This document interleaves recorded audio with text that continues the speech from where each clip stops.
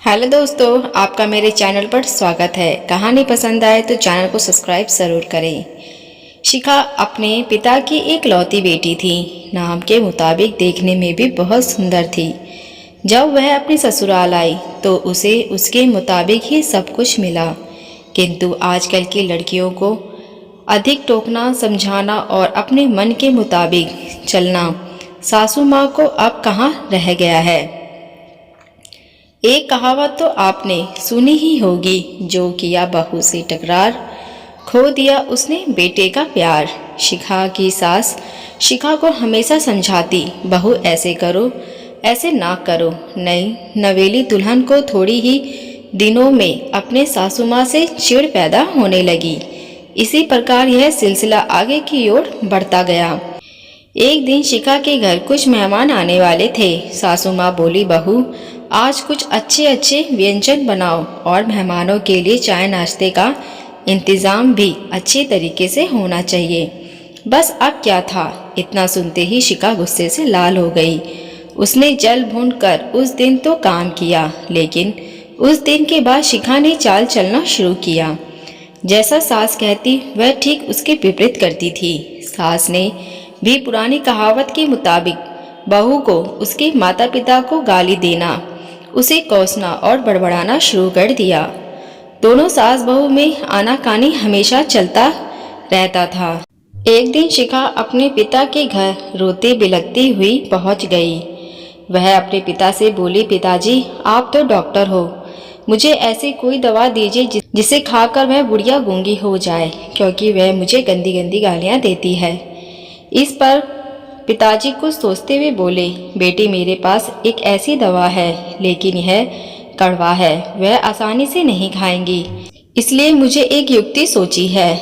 तुम हर रोज 1 महीने तक यह दवा अपनी सास को खाने में मिलाकर खिलाती रहना। ठीक 1 महीने में वह पूरी तरह गूंगी हो जाएंगी, लेकिन हाँ, यह दवा थोड़ा कड़वा है, इसलिए तुम खाना इतना प्यार से खिलाना कि उसे पता ही ना चले। दवा लेकर शिखा खुशी खुशी अपने घर गई और पिता के कहे मुताबिक अपना काम शुरू कर दिया।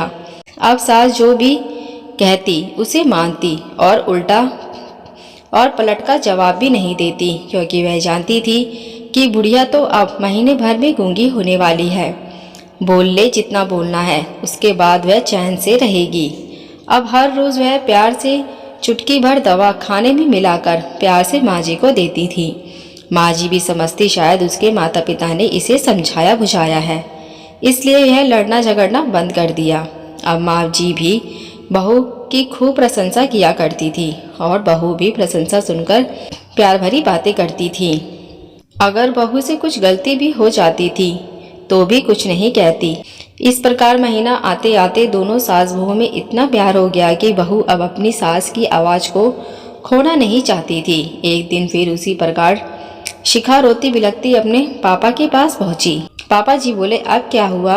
शिखा बोली, पिताजी अब क्या होगा, मेरी सास बहुत अच्छी है, मैं उनकी आवाज़ खोना नहीं चाहती, वह मुझसे प्यार से बातें करती हैं। अब मुझे ऐसी कोई दवा दीजिए जो कि मेरी माँ जी को दिया हुआ दवा का असर काट सके और गूंगी ना हो पाए। इस पर पिताजी हंसते हुए बोले, बेटी तुम रोना धोना बंद करो और खुशी से रहो। जो मैंने दवा तुम्हें दिया वह कोई दवा नहीं था, वह रिश्तों में घुली करवाहट उतारने की तरकीब थी। अगर मैं ऐसा नहीं किया होता तो तुम शायद आज नहीं सुधरी होती।